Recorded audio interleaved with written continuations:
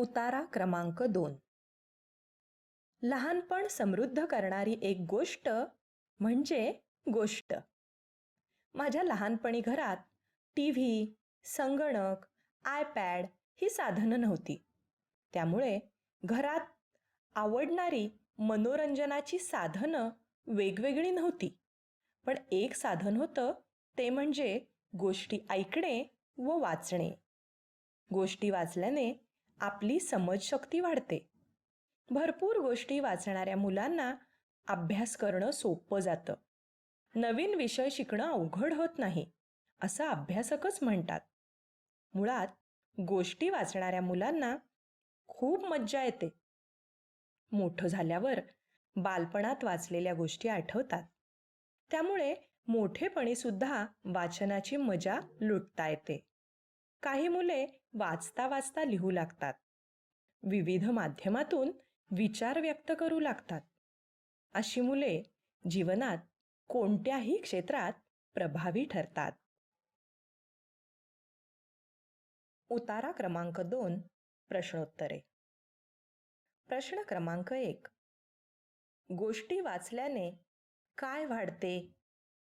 उत्तरांचे पर्याय. पर्याय क्रमांक 1 वय.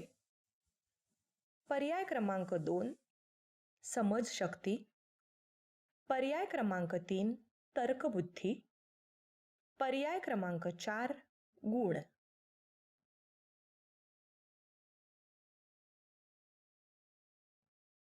प्रश्न क्रमांक 2. खालील वाक्यातील कोणते वाक्य चूक आहे? पर्याय क्रमांक 1 गोष्टी वाचणारी मुले थकून जातात.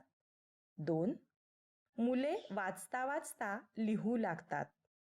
3 गोष्टी वाचणाऱ्या मुलांना अभ्यास करणे सोपे जाते. 4 गोष्टी वाचणारी मुले दुसऱ्यांचे मनोरंजन करतात.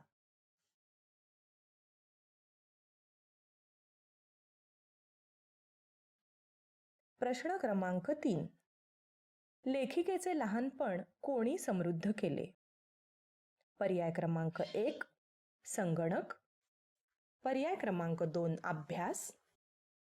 पर्याय क्रमांक 3 गोष्टी.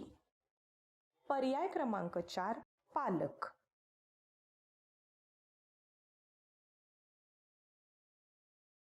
प्रश्न क्रमांक 4.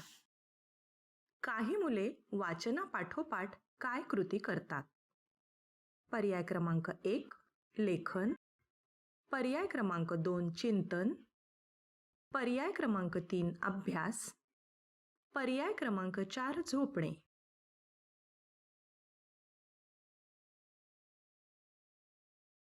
प्रश्न क्रमांक 5. प्रभाव पडणे या वाक्प्रचाराचा योग्य अर्थ निवडा. उत्तरांचे पर्याय. पर्याय क्रमांक 1 मागे राहणे. पर्याय क्रमांक 2 प्रगती होणे. पर्याय क्रमांक 3 छाप पडणे.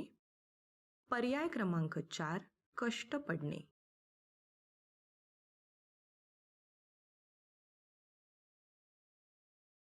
उतारा प्रश्नोत्तरे समाप्त.